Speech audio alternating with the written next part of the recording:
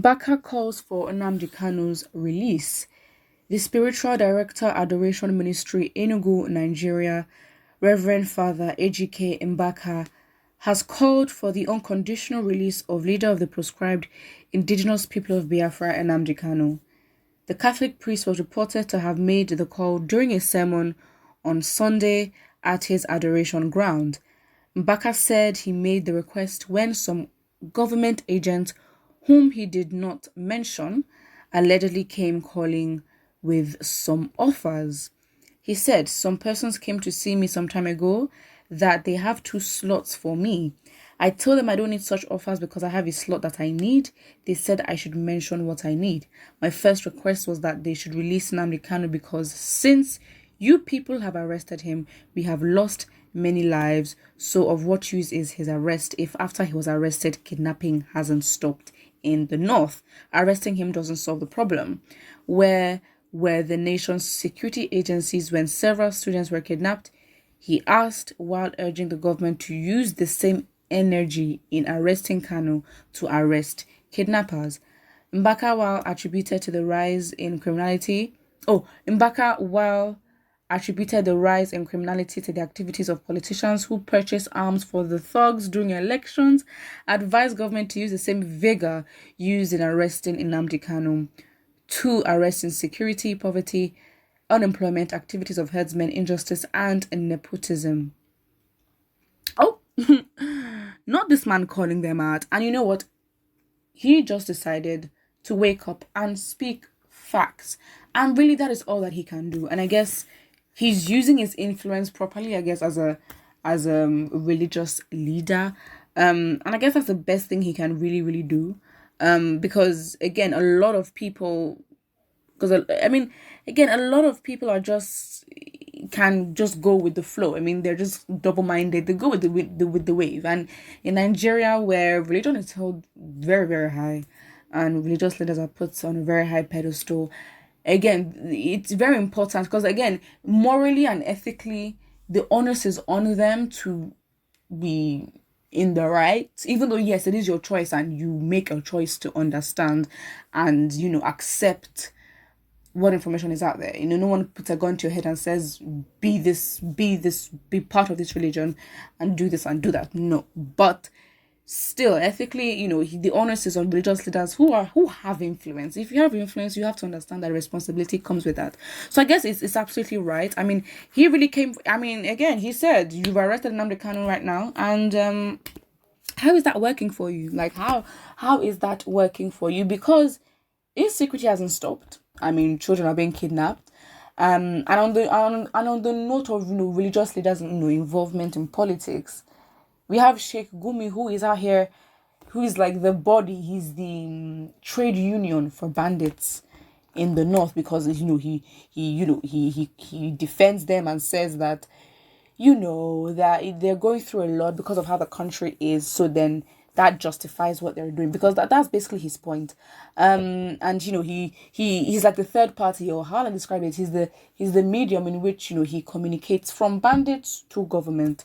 And yes, he has said before that he's backed by the government, so nobody can really attack him. So I guess it is what it is when it comes to that. But the fact is that if we have more people like for Reverend Mbaka, I mean, to be honest, listen, if you're speaking the truth, yes, fine, cool. It doesn't take away from the fact that he's right. Again, some people will come and be like, you know what, I don't really care what he says, because sometimes, the message is the message, the truth is the truth, and that cannot be changed. However, depending on how effectively communicated it can be, also depends on who the messenger is. For example, let's say,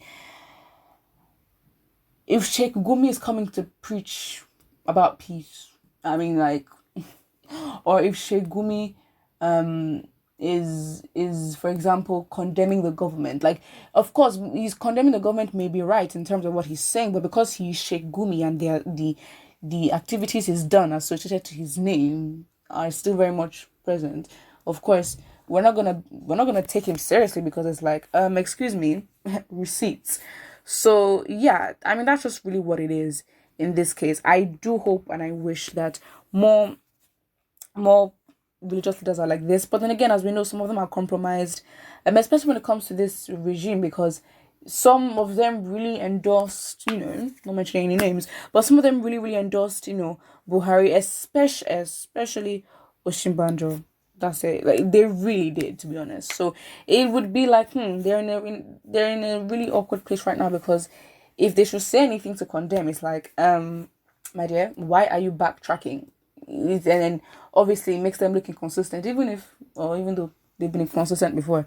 But yeah, I think if more people are like Reverend Father Mbaka, I guess, things would be better, I guess. He may start losing. I mean, again, watch out. Listen. If they can kidnap Nnamdi Kanu from outside the country, if you're in the country, humble yourself, because they will come for you. Look at Sunday Igboho. That is a whole different conversation. But I guess the key statement in which I actually respect him for actually saying, well, apparently these are his words. He says, the article says, Mbaka, while attributed the rise in criminality to the activities of politicians who purchase arms for the thugs during elections. Let's not stop there. Let's not. I mean, this man just decided to one shot to the head. Purchase arms for thugs during elections, because I don't understand. How can you be poor? How can you be broke? You say you have nothing to eat. You say the country is bad, and you are carrying AK-47s. Make that make sense. Make it make sense. Make it, because you cannot. How? Except there's a body and there's somebody sponsoring you, in which does not make sense, because you're already asking for compensation and asking for money from the parents of the children that you kidnap. So yeah. He says, Mbaka, while attributed the rise in criminality to the activities of the politicians who purchase arms for thugs during elections, advised the government to use the same vigor, aka vim, passion, energy, that was used in arresting Kanu to arrest insecurity, poverty, unemployment, activities of herdsmen. And then when you talk about that, you now go into the whole Southeast governors trying to implement the ban of open grazing and all that. And then you have some bodies that are defended by the government or are backed up by the government. And they basically start saying, but that's not right. No. Well, that's a whole new conversation.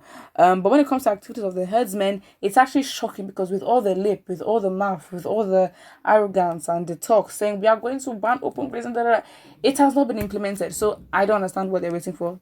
They better do that really quick. As well as the injustice and nepotism. Cough, cough. Who is he talking to here? Because I don't know who he's talking to. This does not ring a bell. But in conclusion, consequently, so therefore, as a result, what Reverend Father Mbaka has said is fact. He just woke up and decided to preach. He's preaching, doing his job exactly. So yeah, put what you think about this in the comment section below. And do not forget to like and subscribe.